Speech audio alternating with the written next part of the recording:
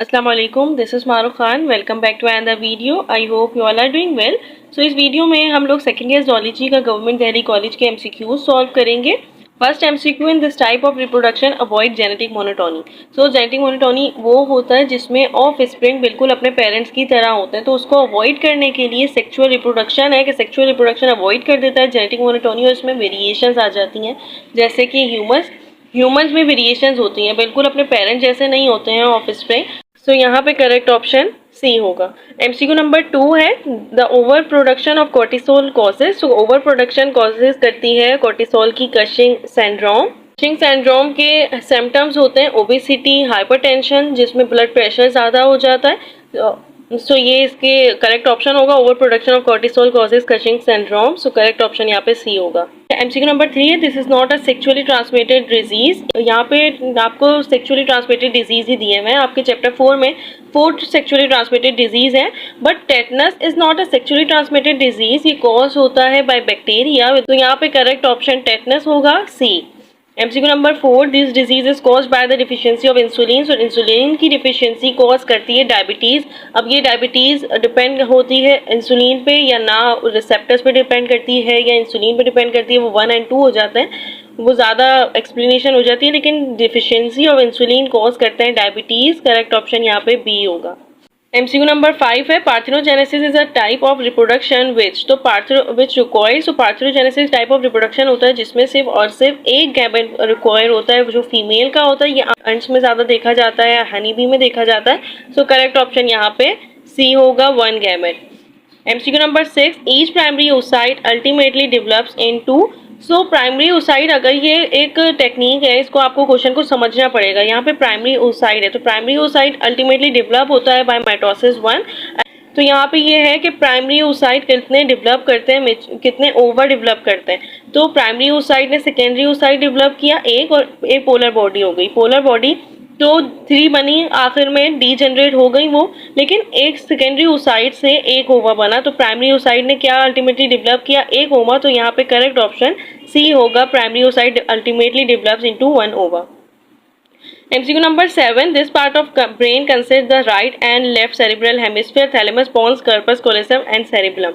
यहाँ पे अगर सेरिब्रम होता तो वो हमारा आंसर होता, क्योंकि सेरिब्रम में सेरिब्रल हेमिस्फीयर होता है लेफ्ट एंड राइट, बट यहाँ पे नहीं दिया हुआ है। अब यहाँ पे आंसर होगा कार्पस कोलोसम, क्योंकि ये कोऑर्डिनेट करता है, ये दोनों, इन दोनों के पार्ट को कोऑर्डिनेट करता है, सेरिब्रम या सेरिब्रल हेमिस्फीयर के पार्ट को। सो यहाँ करेक्ट ऑप्शन सी होगा। एमसीक्यू नंबर 8 है, the carpal bones are present in. So carpal bones हमेशा प्रेजेंट होती हैं रिस्ट में। रेडियस एंड अनला ज्वाइन होती हैं रिस्ट से with the help of 8 carpals, and then carpals 5 metacarpal से होता है, जो हमारे पाम में बोन्स होती हैं। सो यहाँ carpal bones are present in. So carpal bone हमेशा प्रेजेंट होती हैं रिस्ट में। करेक्ट ऑप्शन यहाँ पे सी होगा। Number 9, the enzyme act like scissor in recombinant DNA technology. So act like scissor, restriction enzyme एक एंजाइम होता है जो एक्ट करता है सीजर की तरह, और लाइगेज तो उसको स्टिकी एंड्स को स्टिक कर देता है। सो यहाँ पे करेक्ट ऑप्शन रिस्ट्रिक्शन एंजाइम होगा। Technique is used for the kidney and ureter stone removal. वो लिथोट्रिप्सी होता है जिसकी वजह से यूरिथ्रा के किडनी के स्टोन्स को रिमूव किया जाता है, ये एक टेक्निक होती है। करेक्ट ऑप्शन यहाँ पे बी होगा। Number 11, the egg of chick is late at this stage. यहाँ गलत दिए हुए थे, टर्नर सिंड्रोम, डाउन सिंड्रोम, ये दिए हुए थे। स्टेजेस होती हैं, एक होती है क्लेवेज, एक होती है ग्लेस्टोला, ब्लास्टोला, मोलोला। सो ये होती है एग ऑफ स्टेज, हमेशा लेट होता है एट दिस स्टेज, तो वो होती है ब्लास्टोला। करेक्ट ऑप्शन यहाँ पे ब्लास्टोला होगा, ब्लास्टोला होगा। एमसीक्यू नंबर 12 है, emergency treatment cardiac arrest is. तो कार्डिक अरेस्ट में इमरजेंसी ट्रीटमेंट एपिनेफ्रीन के जरिए दिया जाता है। इसको इमरजेंसी हार्मोन कहा जाता है, क्योंकि ये कार्डिक अरेस्ट में इंक्रीज कर देता है को ब्लड ग्लूकोज को, हार्ट बीट को, ब्रीथिंग रेट को, मेटाबॉलिक रेट को। तो यहाँ पे करेक्ट ऑप्शन सी होगा। MCQ number 13, the gap between axon terminal of one neuron and dendrites of next neuron is called. So यहाँ पे साइनेप्स और साइनेप्टिक क्लेफ्ट में आप लोगों को कंफ्यूजन हो रही होगी। क्लेफ्ट वो एक रीजन होता है जहाँ से इम्पल्स मूव कर रही है इनटू अनदर रीजन, उसको हम साइनेप्स कहते हैं। लेकिन एक गैप जो बिटवीन एक्सॉन टर्मिनल, जिसको हम प्री साइनेप्टिक क्लेफ्ट भी कहते हैं, और वन न्यूरॉन और फिर डेंड्राइट्स ऑफ नेक्स्ट न्यूरॉन, जिसको हम पोस्ट साइनेप्टिक क्लेफ्ट कहते हैं, उसके बिटवीन एक नैरो रीजन होता है जिसको हम साइनेप्टिक क्लेफ्ट कहते हैं। तो gap between axon terminal of one neuron and the dendrites of next neuron is called synaptic cleft. यहाँ पे ऑप्शन बी आपका करेक्ट होगा। MCQ number 14, the cheapest source of energy is, तो petroleum, nuclear energy, hydro electric power and geothermal.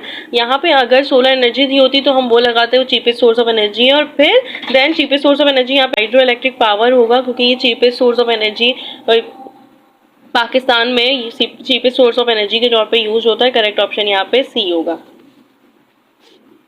MCQ number 15, the coelom is formed by endoderm, ectoderm, mesoderm and एपिमियर।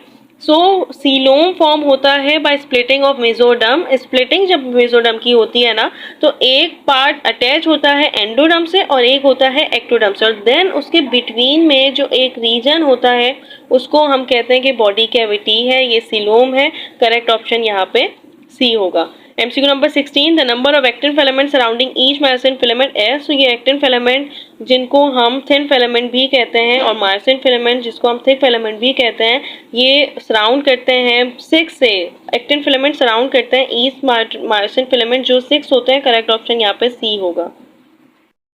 MCQ number 17, hypothalamus, amygdala and hippocampus are the part of. So hypothalamus, amygdala, hippocampus के सारे part होते हैं limbic system के। यहाँ पे correct option C होगा। और thalamus और लिम्बिक सिस्टम दोनों पार्ट होते हैं डाइनसेफ्लॉन के। करेक्ट ऑप्शन यहाँ पे सी है। MCQ नंबर 18, बी कॉज होता है by the deficiency of vitamin C. Correct option यहाँ पे सी है। MCQ नंबर 17 है, the study of abnormalities during embryonic development is called. So gerontology और teratology. Study of abnormalities during embryonic development वो होती है टेरेटोलॉजी, जबकि गेरोंटोलॉजी में हम स्टडी करते हैं एजिंग को। करेक्ट ऑप्शन यहाँ पे सी होगा, टेरेटोलॉजी, क्योंकि ये एबनॉर्मलिटीज की स्टडी होती है during embryonic development. Correct option यहाँ पे सी होगा। जैसे कि माइक्रोसेफेली, जैसे कि आपके पास डेक्स्ट्रोकार्डिया होता है। MCQ नंबर 20 एंड ये लास्ट MCQ है, the excretory organ of cockroach are called. Excretory organ cockroach का मेल्फिजियन ट्यूब्यूल्स होता है, ये आपको पता होगा। करेक्ट ऑप्शन यहाँ पे सी होगा। फ्लिप सेल्स तो प्लेटीहेलमिंथस में होते हैं, जिनको हम फोटोनेफ्रीडिया को भी कहते हैं। कॉकरोच के बारे में पूछा गया है। Correct option is C. That said, if you have any query regarding these MCQs, so let me know. Inshallah, I will tell you and solve your query. And if you like this video, then share with your friends too. Subscribe to my YouTube channel. Allah Hafiz.